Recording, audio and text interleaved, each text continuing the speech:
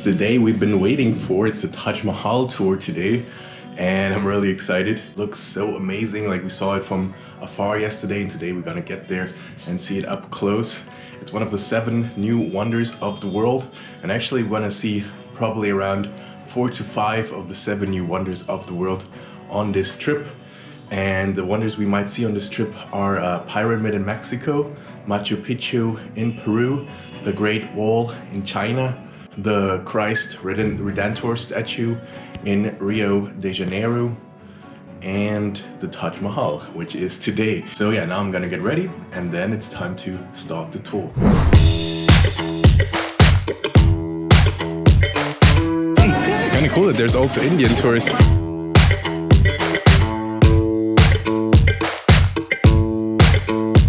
Okay, so we're right in front of the entrance now to the Taj Mahal. You can even see it through the entrance, and yeah, I'm really excited.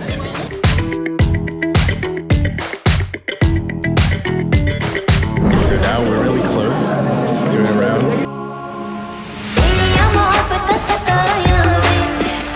The Indian poet Rabindranath Tagore called it a teardrop on the cheek of eternity.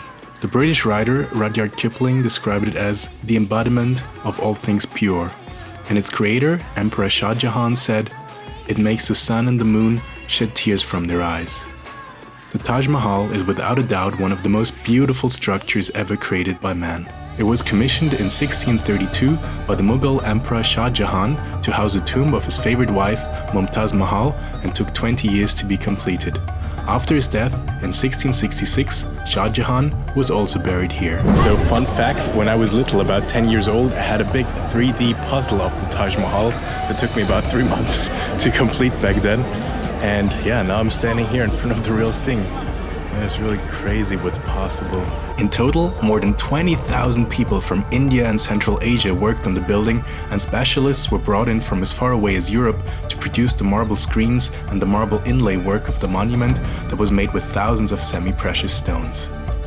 So now we're right behind the Taj Mahal. Beautiful. Yeah, well, what's kind of funny is they're marketing this as a symbol of love.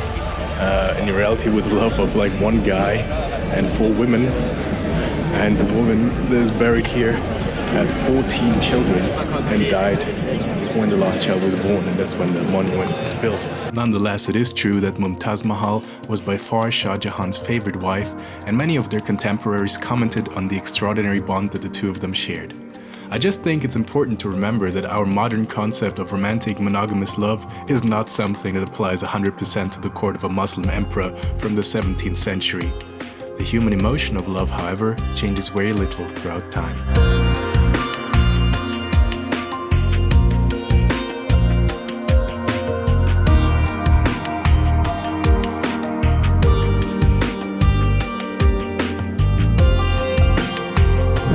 Okay, we're now going into the mosque next to the Taj Mahal.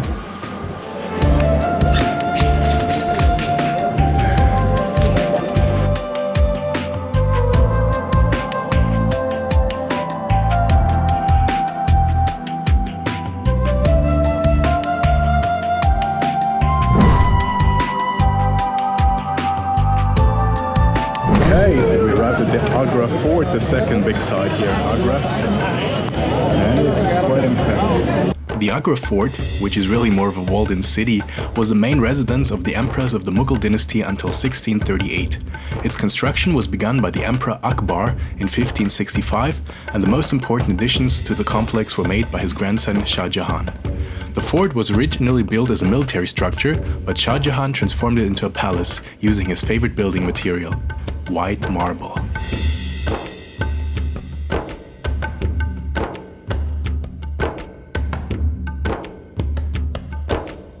So I just learned that this used to be the place where the emperor held court. So the cases would be brought to him by the public, and he would sit over there in the lodge and listen to the cases, and then his ministers would tell his decisions to the public. He never spoke directly because he was scared of getting assassinated by an archer. In 1658, Shah Jahan was overthrown by his own son, Aurangzeb, and imprisoned in the palace for 8 years until his death in 1666. He lived in the eastern section of the fort, from where he could gaze out at the Taj Mahal, the tomb of his beloved wife, Mumtaz Mahal.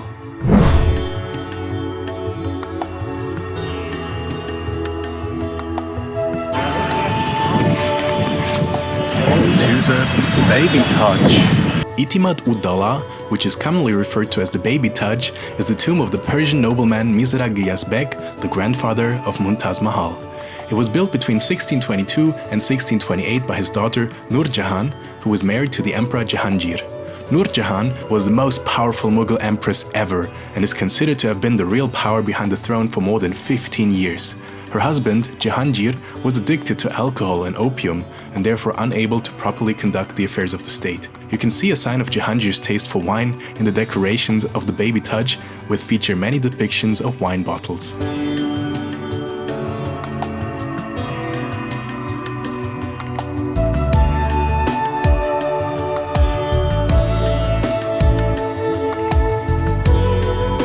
So we get back from the tour of the mini Taj, and now we're gonna go to a little park and watch the Taj Mahal at sunset, which sounds really promising, so let's see what it's gonna be like.